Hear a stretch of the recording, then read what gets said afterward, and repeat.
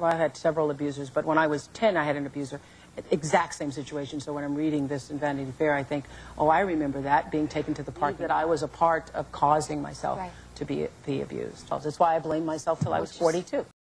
When you were 14, you lost a baby. Mm-hmm. You talked about that openly before. Getting pregnant was a result of bad choices and not having boundaries, and the abuse, sexual abuse from the time I was 9, 10, 11, 12, 13, and becoming a promiscuous teenager and running the streets and going to be put in the detention home. I thought before the baby was born, I'm going to have to kill myself. I'm going to have to... Did you really? Oh, for sure. For sure. My mother said, you can't stay here, so I had to move to live with my father in Nashville. Did you ever tell your father that you'd been pregnant? No. Any conversation? My father, as a part of his decree about what's going to go on in this house and won't go on in this house, said to me, as I'm standing in the kitchen, the rules of the house, you're going to obey the rules. And I would rather see a daughter of mine floating down the Cumberland River, he said, than to bring shame on this family and the indecency of an illegitimate child. Wow. And he's saying that to me, and I know that I am pregnant. So I'm thinking, well, I'm just going to have to kill myself. Did you come close to doing that? You know, I did stupid things like, you know, drinking detergent and all that kind of crazy stuff. When I was 14, you're having a baby out of wedlock, your life is over. I've done so many stories about women who were in relationships where they were battered, and they would say, I remember, you know, interviewing some famous ones once who said, oh, but he just shakes me. He just pushes, yeah. And you went through that and finally got to the point, too, where you realized this is really abuse. Yeah, yeah. I got hurt by accident a lot. Yeah. It was that. Oh. It was, he didn't realize how hard he grabbed me or shook me or pushed me. Yeah. And I would fall and hit something, and then I'd be hurt. And it would be like, well, he didn't mean for me to hit that thing. He just thought he was pushing me.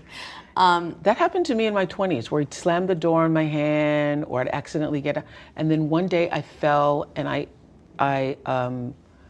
fell in front of the mirror in the hallway, and I saw myself, and I started to cry for this woman that I had allowed myself. You were out of your body. I'm out of my body. I bet Does you that can ever happen to picture you? that moment right now. Yes, I can. I can picture being thrown on the hood of a car like it was an hour ago. Yeah, and running from him, carrying my shoes and running from him, running into backyards trying to get away from him because I was afraid for my life. Yeah, it's so out of body. You're like, I'm not this woman. Who's this woman? Yeah. Why am I in this woman's body who's running from her boyfriend? This can't be me. Yeah. And you always want to tell yourself that it's something else. Because when I grew up, I'd seen my cousin Alice being beaten by her boyfriend who beat her regularly, and I was always, I will never be that woman. And I held myself superior to that. I'm not that kind of woman. Not that kind of woman. Yeah, and then you realize that there is no kind of woman. There is no kind of woman. It happens to all women. Yes. It's not, you know, who we picture. I think I had a really distinct picture of what I thought an abused woman looked like. Really, it's CEOs, and it's powerful, brilliant women. Sometimes I'm in a boardroom or I'm in situations where I'm the only woman, I'm the only African-American person within, you know, a 100-mile radius. And I can see in the energy of the people there, they don't sense that I should be holding one of those seats. I can sense that. Yeah, of course. But I can never tell, is it racism, is it sexism? Because often it's both. Mm-hmm. I mean, the sexism thing is huge.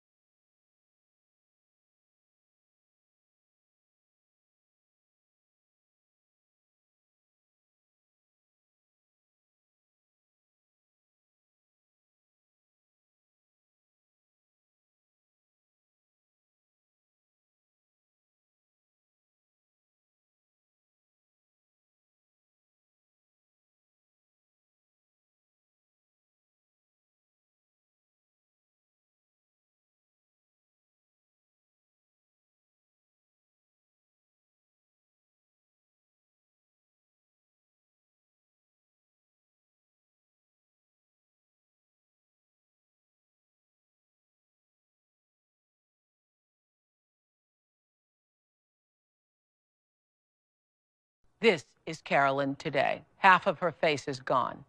It was literally blown off in a horrific crime.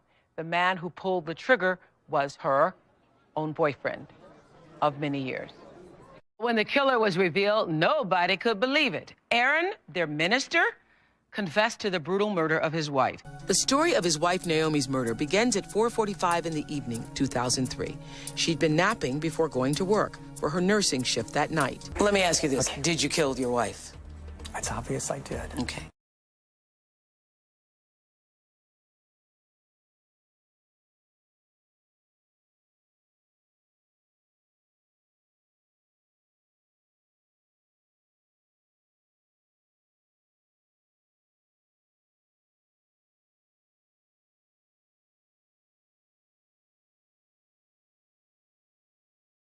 Every 9 seconds, a woman is abused in the U.S., and every day, 3 women are murdered by their husbands or boyfriends. This is the reality of an epidemic of domestic abuse that takes place in all races, all regions, and all across economic lines in this country. In fact, while you're watching this program, there will be an estimated 250 assaults on women in America. It's a routine evening for Lieutenant Brian Garrett. Only 90 minutes into his shift with the Polk County, Florida Sheriff's Department, and 3 domestic violence calls have already come in. How many domestic violence calls do you get on most nights? Might not be unusual to have 6 or 8. It's the first time this has happened. 22-year-old Shannon Way is 8 months pregnant with her boyfriend's baby. He got pissed off at me and said I was attacking him, and then he started hitting me. It's estimated 1.3 million women of all classes, all ethnic groups in the U.S. are assaulted by a partner every year. 1 in every 4 women will be on the receiving end of domestic violence at some point in their life. Teenagers aren't immune. 1 in 5 high school girls have been physically or sexually abused by a date. He had kicked me in my head. This 911 call was made after Barbara Hurt's boyfriend beat her after he came home from a court-ordered anger management class. This is his fire pit. 37 years old, Hurt says her boyfriend, Anthony Civitarese, would beat her, beg for forgiveness, she'd take him back, and the cycle of abuse would start over. Court records show the violence only escalated. He's busted my eye. I can't count how many times. My nose has been broken and busted and bitten. Now in jail for domestic battery, Civitarese will be out next month. What happens when he gets out of jail? I have to change my identity, my name, my location where I stay, my hair, my looks. I have to just get away from him. You're going to press charges? I don't know. As for Shannon Way, right now at this point I don't know what I'm going to do.